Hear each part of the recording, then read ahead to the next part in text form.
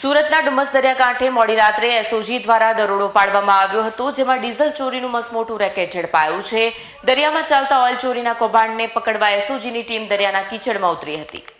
Surat special operation ગ્રુપે Dumas દરિયાકાંઠે મોડી રાત્રે એક મોટી કાર્યવાહી હાથ ધરી ડીઝલ ચોરીના રેકેટનો પર્દાફાશ કરતા અધિકારીઓએ દરિયાના કીચડમાં ઉતરી કામગીરી કરી।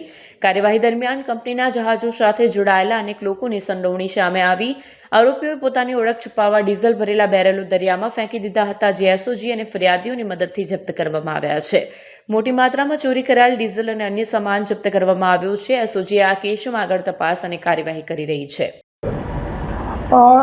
એસઓજીને એક માહિતી મળી હતી કે ગવિયર ગામ તાપી નદી વચ્ચે આવેલા કીડિયા બીટમાં અમુક જે તત્વો છે એ બેરલની અંદર જે ભેળસેળયુક્ત પ્રવાહી ડીઝલ જેવું પ્રવાહી જે છે એ પ્લાસ્ટિકની બેરલમાં સંગ્રહી રાખે છે અને એ લોકો એ ચોરીને ત્યાં ભેગું કરી અને પછી છૂટક વેચાણ કરે છે। તો એસઓજીની ટીમો ત્યાં વેશપલટો કરીને અલગ અલગ વેશભૂષામાં ગઈ અને ત્યાંથી ટોટલ 10,65,000નું 14,200 લીટર અને ટોટલ 71 જે બેરલ છે એ જપ્ત કરેલ છે, જાણવાજોગ દાખલ કરે છે ને BNS 106 મુજબ જે માલ છે એ જમા લીધેલ છે। તેમજ જે ત્યાં આજુબાજુ જે મજૂર એક બે મળ્યા એને પૂછપરછ કરતાં આ જે તમામ જે પ્રવૃત્તિ જે છે એ રાજેશ પટેલ, તેજસ પટેલ તેમજ જેમિસ કરીને જે વ્યક્તિ છે આ લોકો ચલાવી રહ્યા એવું પ્રારંભિક માહિતી છે।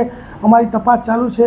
કોલ ડિટેલ્સ, આજુબાજુના નિવેદનો તેમજ તમામ જે પ્રક્રિયા પૂર્ણ થયા બાદ આ લોકો વિરુદ્ધમાં BNS 303(2), 316(3), 61(2), 287 અને 288 મુજબનો ગુનો દાખલ કરી અને આરોપીઓની ધરપકડ કરવાની આગળની કાર્યવાહી કરવામાં આવશે। કેટલા વખતથી કરતા હતા, કઈ રીતના કરતા હતા?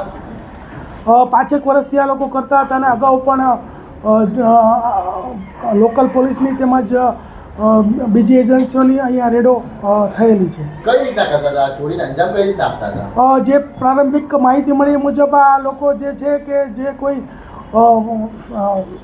ડીઝલ જે જતું હોય છે એના જે કન્ટેનર હોય છે એમાંથી આ ચોરી કરી અને આ રીતે ખાનગી રીતે બેરલોમાં સંતાડીને રાખતા હતા અને ત્યારબાદ તેઓ માછીમારોને છૂટક વેચાણ કરતા હતા।